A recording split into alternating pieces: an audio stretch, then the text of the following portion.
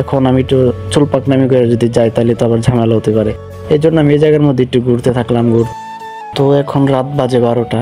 তো আমরা ডিউটির উদ্দেশ্যে রওনা হলাম।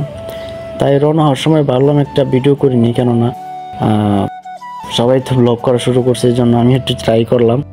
তো আমার লাইফের ফার্স্ট ব্লগ এটা। তো ব্লগের মধ্যে অনেক ভুলভ্রান্তি থাকতেই পারে, তো আপনারা সবাই ক্ষমা দৃষ্টিতে দেখবেন। আর ওই যে আমার পিছনে জায়গা দেখাচ্ছিলাম উনি হচ্ছে কি কিশোরগঞ্জের, খুবই ভালো একজন মানুষ। আর ওই যে সামনে জায়গা দেখছেন ওর নাম হচ্ছে হৃদয়, ব্রাহ্মণবাড়িয়ার, খুবই ভালো একজন ছেলে।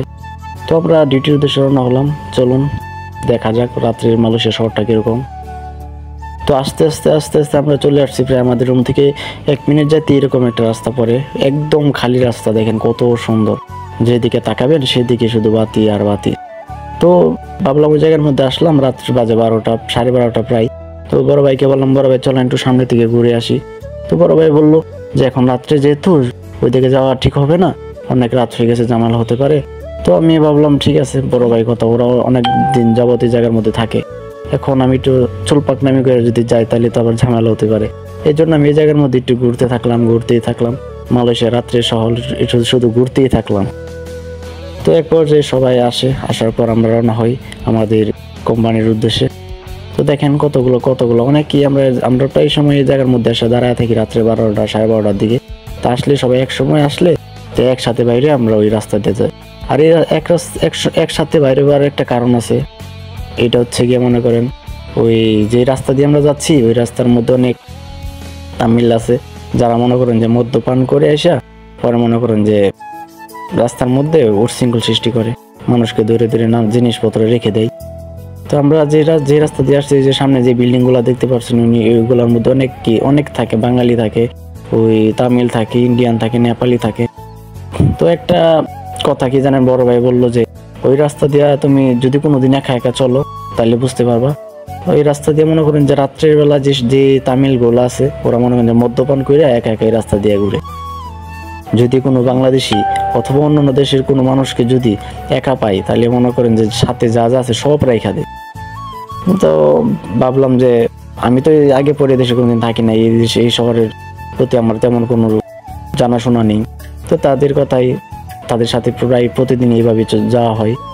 তো মালয়েশিয়ার বলতে গেলে আপনি এটা হচ্ছে বিদেশ।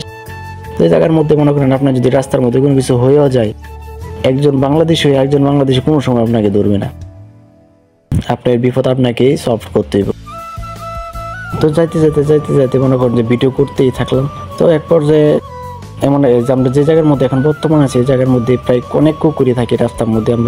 আমি প্রায় আজকে মানুষে আসছি প্রায় 15 দিন হবে। তো 15 দিনের মধ্যে যে দেখতে পাচ্ছেন একটি কুকুর। তো এই মনে করেন যে কুকুরগুলো 15 দিন থেকে মনে করেন যে 10 দিনে প্রায় আমাদের উপরে অ্যাটাক করছে কুকুর। একা পাইলে আপনারা মনে করেন যে কামড়িয়ে দিবে। তো রাস্তা দিয়ে যাওয়া একা খুবই ঝুঁকিপূর্ণ রাস্তা, একা কোনো সময় যাবেন না। তো আমি অন্যদিকে জানি না, তবে আমাদের এদিকে খুবই ভয়ঙ্কর রাত। তো রাত্রে 12টার দিকে ডিউটির মধ্যে যাওয়া খুবই একটা রিস্কের ব্যাপার। তো হাঁটতে আমরা প্রায় চলে আসছিলাম। তো মালয়েশিয়া আবার রাস্তাঘাটে একটা দিক খুবই ভালো যে রাস্তার মধ্যে সব জায়গার মধ্যে বাতি দিয়ে রাখছে। তো আরেকটা জিনিস খুবই খারাপ, কারণ হচ্ছে সব জায়গার মধ্যে ওরা সিসি ক্যামেরা নেই। ওই যে দেখতে পাচ্ছেন না একটি কুকুর।